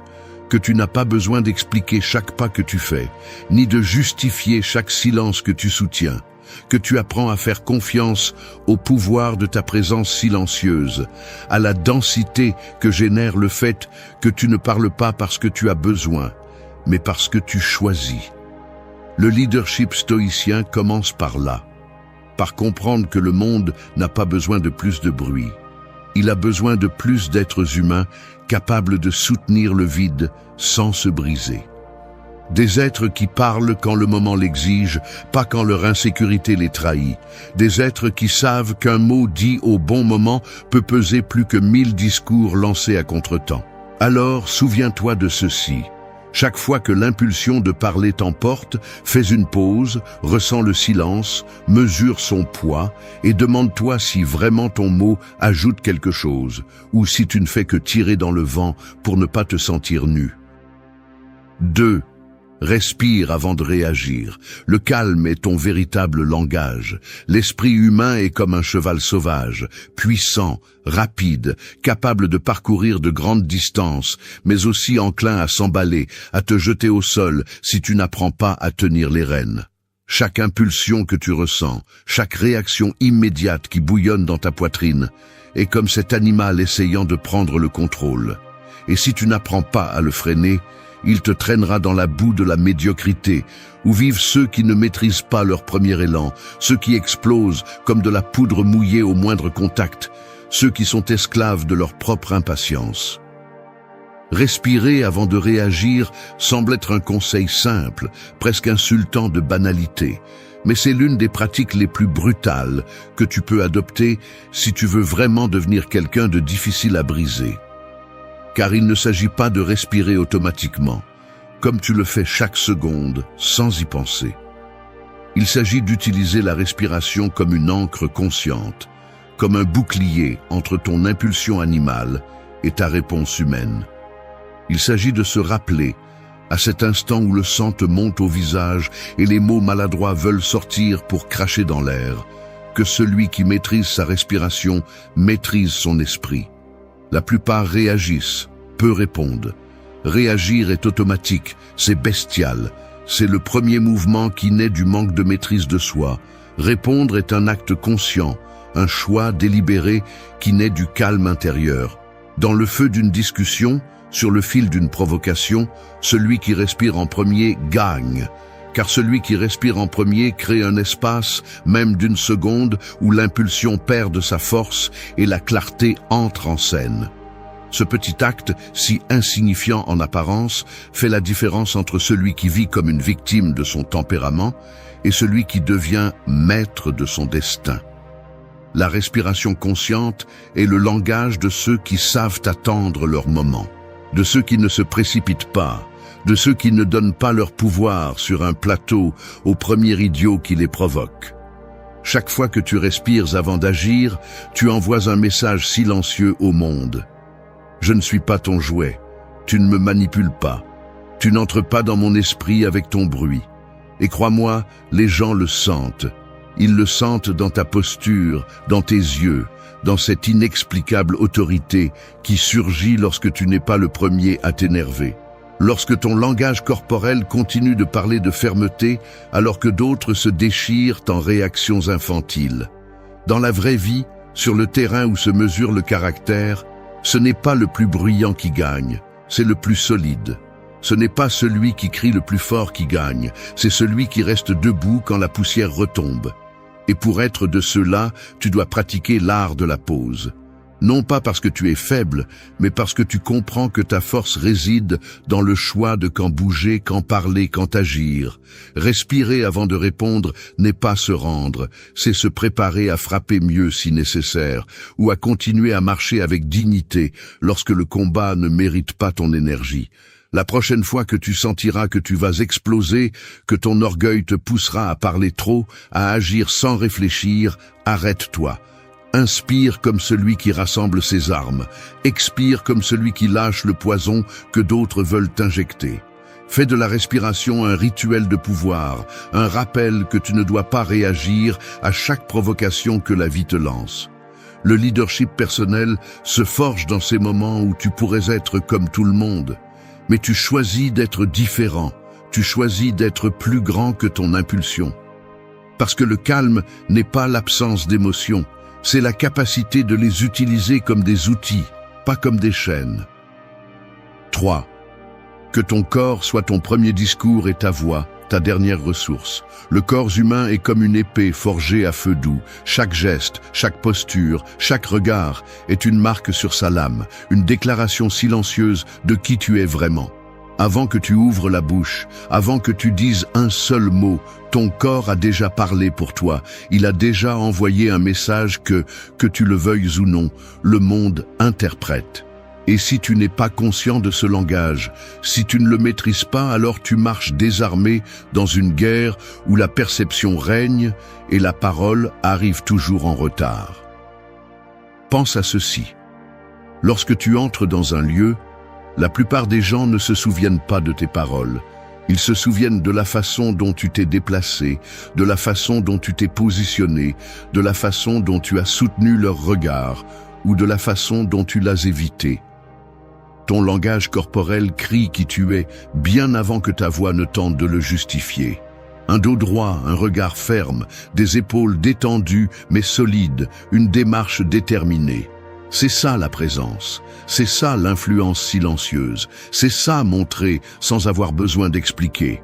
Et c'est là que commence le vrai jeu, celui qui comprend que son corps et son premier discours n'a pas besoin de supplier pour attirer l'attention, il l'attire naturellement, sans désespoir, sans forcer quoi que ce soit.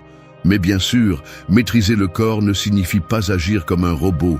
Il ne s'agit pas de feindre la rigidité, ni de répéter des poses fausses qui finissent par paraître pathétiques. Il s'agit d'un alignement interne. Que ton corps projette la solidité que tu as déjà construite en toi. Que ta posture, ta respiration, ton expression soient le reflet d'une maîtrise personnelle qui n'a pas besoin d'être ornée de mots vides. Quand ton corps parle depuis la vérité de ton caractère, le monde écoute même si tu ne dis rien. Et ça, c'est du pouvoir pur. D'un autre côté, si chaque petit défi, chaque regard étrange, chaque situation inconfortable te fait baisser la tête, te fait te recroqueviller, fait que ton énergie se dissout, alors peu importe ce que tu dis ensuite. Ton premier message a déjà été livré. Insécurité, peur, faiblesse. Et le monde, qui est brutal même si tu ne veux pas l'accepter, répond à ces messages par l'indifférence, le mépris, ou pire encore, la pitié. Tu ne peux pas te permettre cela si ton objectif est de dominer ton espace, de diriger ta vie et de construire une présence qui laisse une trace. Ta voix doit être la dernière ressource, l'épée que tu dégaines seulement quand c'est strictement nécessaire. Parce que quand tu as déjà parlé avec ton corps, avec ton regard, avec ton énergie, les mots que tu utilises sont entendus différemment. Ils ont du poids, ils ont de l'écho, ils ont un effet réel sur ceux qui t'entourent. Non pas parce que tu as crié, non pas parce que tu as forcé qui que ce soit, mais parce que avant d'ouvrir la bouche, tu avais déjà conquis leur attention d'une manière qu'ils ne savent pas expliquer, mais qu'ils ressentent profondément. Alors, arrête de t'obséder à savoir quoi dire pour impressionner.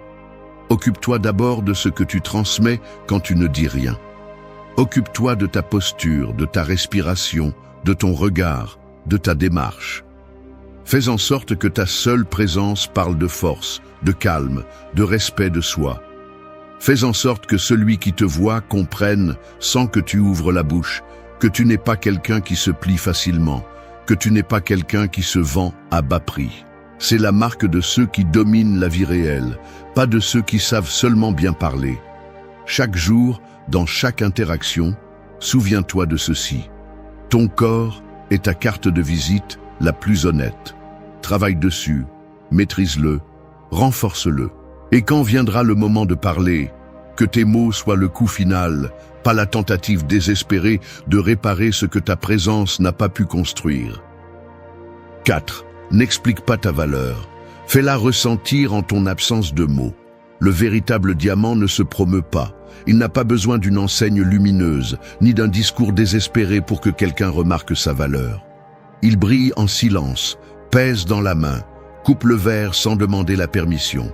Il en va de même pour le véritable caractère. Il ne se crie pas, il ne se justifie pas, il ne se propose pas sur un plateau en attendant l'approbation.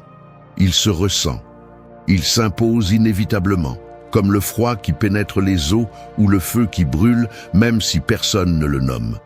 Chaque fois que tu essaies d'expliquer ta valeur, chaque fois que tu essaies de convaincre quelqu'un de qui tu es ou de pourquoi tu mérites du respect, sans t'en rendre compte, tu cèdes une partie de ton pouvoir. Car celui qui a besoin d'expliquer son importance n'a pas encore compris que le respect véritable se génère par la présence, par les actes, par la cohérence, et non par des discours vides. Celui qui a vraiment de la valeur ne court pas après la validation. Il marche fermement, laisse une empreinte et permet aux autres de se rendre compte, tôt ou tard, de ce qu'ils ont devant eux. En pratique, cela signifie résister à la tentation de te défendre quand ce n'est pas nécessaire, de justifier chaque mouvement, de demander une reconnaissance pour chaque action que tu fais. Cela signifie avoir tellement confiance en ton essence, en ton processus, en ta direction, que tu peux laisser ton silence parler plus fort que toute explication que tu essaies de donner. Car chaque mot que tu utilises pour essayer de te vendre sera utilisé pour te mesurer, pour te questionner, pour diminuer ton prix. En revanche, lorsque ta valeur se ressent et ne se discute pas, les gens comprennent qu'ils sont face à quelque chose qu'ils ne peuvent ni acheter ni modeler à leur guise. Le monde est saturé de vendeurs de vent, de bouches qui promettent, de phrases creuses qui cherchent une validation. C'est pourquoi, lorsque tu rencontres quelqu'un qui n'a pas besoin de dire quoi que ce soit pour se faire respecter, cette personne reste gravée dans la mémoire. Et tu dois être l'un d'eux.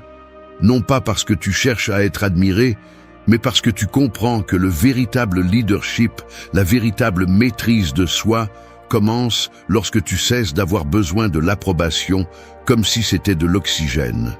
Il y aura des moments où l'on te jugera mal, où l'on sous-estimera ta capacité, où l'on essaiera de te rendre invisible. Et c'est là que la plupart échouent, car ils ressentent le besoin désespéré de prouver, de s'expliquer, de crier qui ils sont. Ne tombe pas dans ce piège, reste centré. Souris si tu veux, mais ne te rabaisse pas à expliquer ce que le temps, les faits et ta seule présence finiront par révéler. Car dans l'art de la maîtrise sociale, celui qui sait attendre en silence est celui qui fait payer le plus cher sa valeur. Ne te précipite pas pour corriger chaque perception erronée, n'essaie pas d'imposer ta vérité à grands cris. Concentre-toi sur le fait de vivre d'une manière si solide, si cohérente, si imposante, que chaque pas que tu fais parle pour toi, que chaque action que tu fais pèse plus que 1000 justifications, que chaque absence de ta part soit plus éloquente que n'importe quel discours. Rappelle-toi ceci, tu n'es pas un produit en vente. Tu n'es pas ici pour convaincre quiconque de ta dignité. Tu es ici pour construire une vie qui parle si fort qu'elle n'a pas besoin de publicité. Le respect authentique ne se demande ni ne s'exige, il se génère. Et celui qui comprend ce principe ne s'épuise jamais à essayer de s'expliquer à ceux qui, de toute façon, ne sont pas prêts à le comprendre. Alors, la prochaine fois que tu ressens le besoin de parler pour être vu, de te justifier pour être accepté, mords-toi la langue, redresse le dos et continue ton chemin. Ta valeur n'est pas dans tes mots, elle est dans ton énergie, dans ta façon de parcourir le monde sans demander la permission. 5. Reste serein au milieu de la tempête et tu verras comment le monde se tait. La vie est un océan sauvage où les tempêtes ne préviennent pas et les vents changent de direction sans demander la permission. Les bateaux mal construits se brisent au premier coup. Les équipages désespérés crient et courent en cercle, mais le vrai capitaine n'a pas besoin d'élever la voix ni de s'agiter comme un animal piégé. Il se tient fermement à la barre, fixe son regard sur l'horizon et domine le chaos avec la force silencieuse de celui qui ne se laisse pas emporter par l'hystérie collective. C'est ainsi que tu dois être dans un monde qui se brise au moindre contact. Chaque crise, chaque provocation, chaque attaque est un test non pas de ton intelligence, mais de ton tempérament. Ce n'est pas celui qui crie le plus vite, ni celui qui se désespère le plus, qui gagne, mais celui qui reste calme pendant que tous les autres se consument dans leur propre feu. Car au milieu de la tempête, la sérénité est comme une torche. Celui qui la porte devient un phare, que d'autres, même sans le comprendre, cherchent désespérément. Rester serein ne signifie pas être indifférent, ni rester passif pendant que le monde brûle. Cela signifie agir avec clarté, pas avec panique. Cela signifie ne pas participer au spectacle bon marché, de perdre le contrôle pour s'adapter à l'hystérie des autres. Quand la majorité crie, court, pointe du doigt les coupables, tu dois être celui qui respire profondément, celui qui observe, celui qui mesure ses mouvements comme un guerrier qui sait que celui qui frappe en premier, s'il le fait sans réfléchir, perd la guerre avant de commencer. Le véritable contrôle personnel ne se forge pas dans les jours tranquilles, il se trempe dans la tempête. N'importe qui peut avoir l'air bien quand tout se passe comme il le souhaite. N'importe qui peut être gentil, fort et cohérent quand il n'y a pas de pression. Mais le véritable caractère se mesure quand tout s'effondre, quand la trahison apparaît, quand les plans se brisent, quand la vie te met à genoux. Et dans ces moments-là, ta sérénité sera ton épée la plus aiguisée, ton bouclier le plus impénétrable, ta plus grande déclaration de force. N'attends pas d'applaudissements pour rester calme, ne cherche pas à être compris. La plupart ne sauront même pas interpréter ta sérénité. Certains la verront comme de la froideur, d'autres comme de l'arrogance, et beaucoup essaieront de te provoquer pour la briser. Peu importe, la sérénité n'est pas pour eux, elle est pour toi. C'est ta tranchée, ton territoire inviolable, ta zone de pouvoir absolue. Pendant que les autres s'épuisent à crier, tu conserveras ton énergie. Pendant que les autres sombrent dans des paniques inutiles, tu planifieras ton prochain mouvement. Il y aura des moments où il semblera que rester serein te mette en désavantage. Des moments où tous autour de toi attendront que tu perdes les pédales comme eux pour se valider dans leur chaos. Ne cède pas. Chaque fois que tu gardes ton calme, chaque fois que tu choisis de penser avant de réagir, chaque fois que tu parles quand c'est nécessaire et que tu te tais quand c'est plus sage, tu élèves ta stature à tes propres yeux. Ce qui est la seule validation qui compte vraiment. Rappelle-toi toujours ceci, le monde respecte, même s'il ne le dit pas toujours, celui qui ne se brise pas quand tout tremble, celui qui n'a pas besoin d'élever la voix pour imposer sa présence, celui qui, au milieu du désastre, marche d'un pas ferme et d'un regard clair, comme celui qui a déjà compris que le bruit fait partie du chemin, mais que son âme n'est pas faite pour se plier au vent. Alors fais de ta sérénité une marque indélébile, non pas comme un acte théâtral, non pas comme un déguisement, mais comme un choix quotidien, conscient et puissamment brutal. Parce qu'au final, au milieu de la tempête, ce n'est pas celui qui bouge le plus qui survit, mais celui qui maintient le mieux son centre. 6. Utilise le silence comme une épée. Il coupe plus avec une pause qu'avec 1000 phrases. Une épée n'a pas besoin de mots pour faire son travail. Elle ne crie pas, elle n'avertit pas, elle ne discute pas, elle coupe simplement. Ta présence doit être la même, précise, mortelle, propre. Chaque fois que tu choisis le silence plutôt que le discours vide, tu brandis une arme qui pénètre plus profondément que n'importe quel argument. Un silence bien placé, une pause au bon moment, a le pouvoir de dévoiler la vérité, d'exposer les faiblesses des autres, d'imposer le respect sans lever le petit doigt. Dans une discussion, dans une négociation, dans toute interaction où l'ego des autres essaie de te tirer à leur niveau. Ton plus grand pouvoir ne sera pas d'avoir le dernier mot, mais d'avoir la dernière pause. Celui qui maîtrise le silence maîtrise le rythme, et celui qui maîtrise le rythme contrôle le résultat. Alors que les autres se précipitent dans une mer de justification, tu peux choisir de rester immobile, de regarder, d'attendre. Et dans cette attente, dans cette pause chargée d'intention, tu fais en sorte que l'autre se révèle, que son besoin de combler le vide le trahisse, que son insécurité émerge comme un cadavre qui ne peut rester caché. Le silence n'est pas une absence d'action, c'est une action concentrée. C'est une stratégie brutalement efficace qui n'a pas besoin de se parer pour être mortelle. Lorsque quelqu'un t'attaque verbalement, essaie de te manipuler, de te provoquer, de te sortir de ton centre. La réaction instinctive est de répondre rapidement, de te défendre, de crier plus fort. Ne le fais pas. Coupe avec une pause. Fais du silence ta première réponse, non pas comme une reddition, mais comme une déclaration de pouvoir. Que chaque seconde où tu ne parles pas pèse sur les épaules de l'autre, qu'il sente qu'il parle seul, que son attaque rebondit contre un mur invisible. Dans la vie réelle, celui qui sait utiliser la pause au lieu du cri crée un champ de gravité autour de lui. Il n'a pas besoin d'orner son discours de phrases élaborées, ni de gagner chaque petit débat. Son silence tendu, son regard fixe, sa respiration contrôlée communiquent tout ce qui doit être dit. Et ce que tu accomplis n'est pas seulement de déconcerter celui qui te fait face, mais aussi d'envoyer un message clair à quiconque observe. Tu n'es pas quelqu'un qui se meut par impulsion, tu es quelqu'un qui décide quand et comment brandir son épée. Le stoïcisme enseigne que celui qui contrôle ses émotions contrôle son destin. Et le silence, utilisé avec maîtrise, est la manifestation physique de ce contrôle. Il n'y a pas de plus grande démonstration de force intérieure que de regarder une provocation dans les yeux et de répondre avec une pause qui coupe l'air. Non pas parce que tu n'as rien à dire, mais parce que tu sais que tout ne mérite pas une réponse immédiate, que la véritable force est de résister au premier élan et de choisir le moment exact pour agir, ou mieux encore, pour laisser l'ennemi se consumer seul. Chaque fois que tu choisis une pause, plutôt qu'une réaction automatique, tu forges une épée plus tranchante. Chaque fois que tu te tais stratégiquement, tu affines ta capacité à frapper là où cela compte vraiment. Parce que les mots, lorsqu'ils sont rares et bien gérés, deviennent des armes de précision.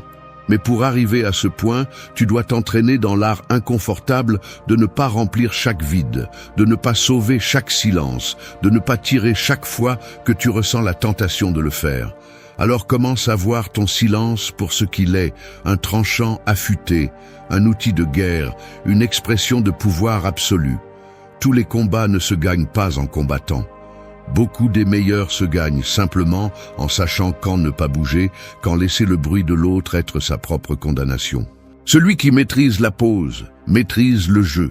Et dans un monde saturé de bruit, celui qui sait quand se taire coupe plus profondément que celui qui tire 1000 phrases sans impact. 7. Protège ton essence comme un trésor. Tout ne doit pas être montré, tout ne doit pas être dit.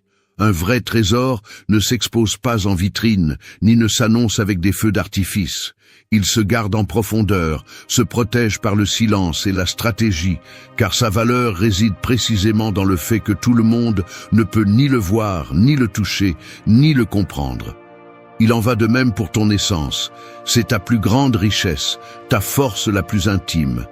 Et pourtant, dans un monde qui exige que tout soit exhibé, la plupart la livrent comme une babiole en quête d'acceptation, d'applaudissements, tentant de combler des vides que même 1000 validations ne sauraient remplir.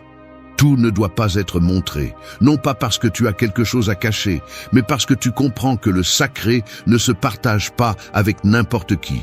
Ton histoire, tes rêves, tes peurs, tes victoires et tes défaites font partie d'une carte qui ne devrait être lue que par ceux qui ont prouvé qu'ils la méritaient. Montrer tout d'emblée, parler de tout sans filtre, livrer ton monde intérieur à la première main tendue, c'est comme abandonner un trésor aux intempéries. Tôt ou tard, il sera volé, mal interprété ou piétiné.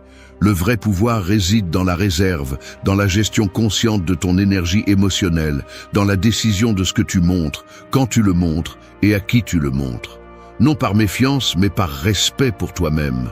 Celui qui expose son âme à tous s'affaiblit sans s'en rendre compte, devient prévisible, manipulable, fragile face à ceux qui savent transformer l'information en arme.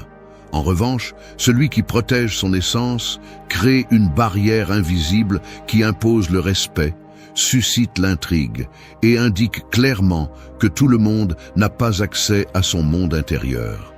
Parler moins de toi ne signifie pas être froid, mais être intelligent. N'explique pas chaque blessure, ne justifie pas chaque décision, ne cherche pas l'approbation en racontant tes rêves comme si tu avais besoin d'une autorisation pour les poursuivre.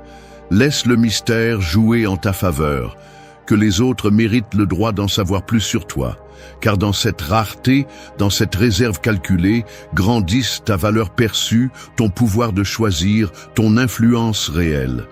La culture actuelle te pousse à t'exhiber, à te mettre à nu émotionnellement devant des inconnus, à confondre vulnérabilité et exposition imprudente. Ne tombe pas dans ce piège.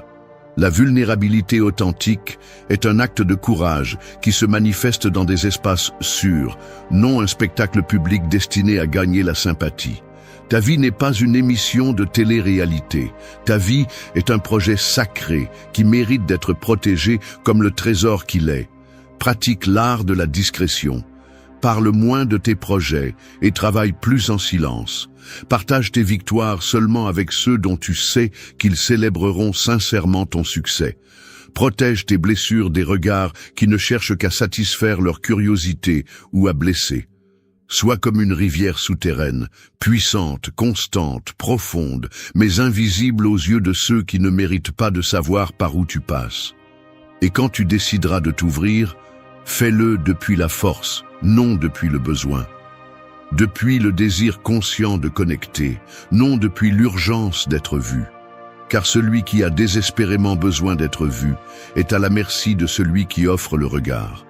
Mais celui qui sait se suffire à lui-même, qui garde son essence comme un trésor, marche dans le monde la tête haute, d'un pas ferme, sans l'anxiété d'avoir à être validé à chaque instant. Alors, grave-toi ceci. Tout ne doit pas être montré, tout ne doit pas être dit. Tout le monde ne mérite pas l'accès à ton monde intérieur. Ton essence est ton territoire le plus précieux. Protège-la avec la force de celui qui comprend que certaines choses ne croissent qu'en silence. 8. Écoute avec l'esprit affûté. Celui qui comprend en silence choisit avec puissance. L'esprit est comme une épée. Il peut être émoussé, rouillé et maladroit dans les mains de celui qui n'écoute que pour répondre rapidement.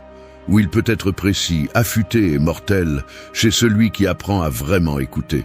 Dans un monde où tout le monde parle et peu écoute, celui qui sait garder le silence et affûter son esprit pendant que les autres s'épuisent dans le bruit devient un joueur invincible.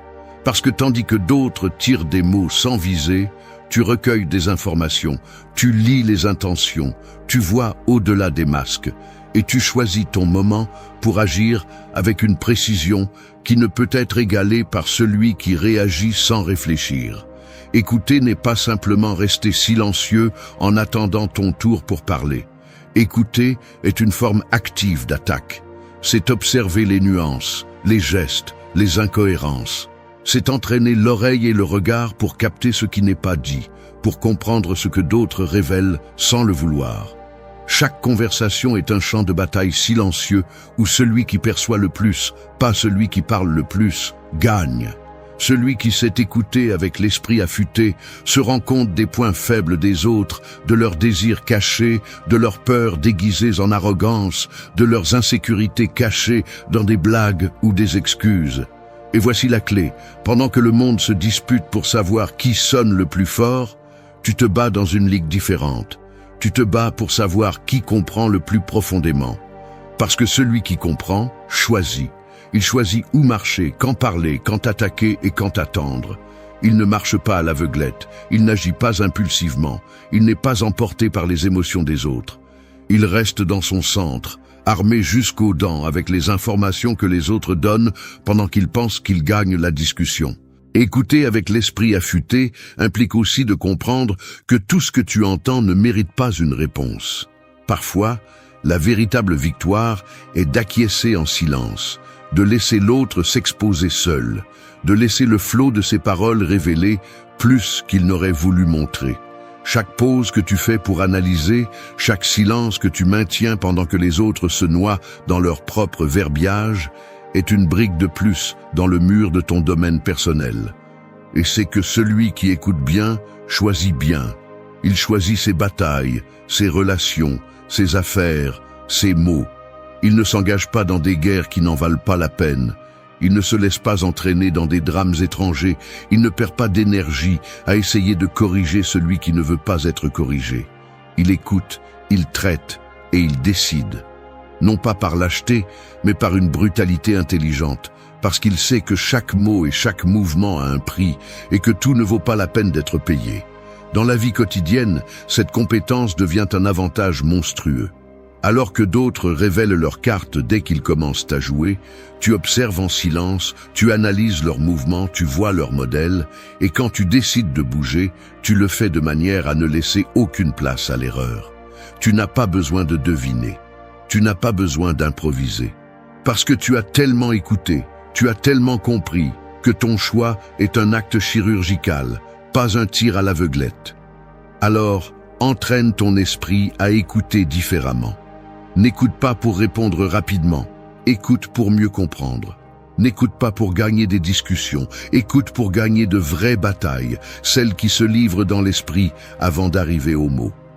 Chaque conversation est une mine d'or d'informations, mais seulement pour celui qui a la patience et la discipline d'affûter son esprit en silence. Rappelle-toi toujours ceci. Celui qui maîtrise l'art d'écouter avec l'esprit affûté ne survit pas seulement dans un monde de bruit, il le gouverne. Parce que pendant que tout le monde se bat pour être entendu, tu te bats pour comprendre. Et dans cette compréhension silencieuse réside le véritable pouvoir. Merci d'être resté jusqu'à la fin de la vidéo. Si vous avez tout vu, commentez « Je suis stoïcien » comme notre signe secret, indiquant que vous êtes un véritable apprenant du stoïcisme. N'oubliez pas de vous abonner et de liker la vidéo si elle vous a plu. Rendez-vous dans la prochaine vidéo et rappelez-vous, continuez à cultiver votre esprit.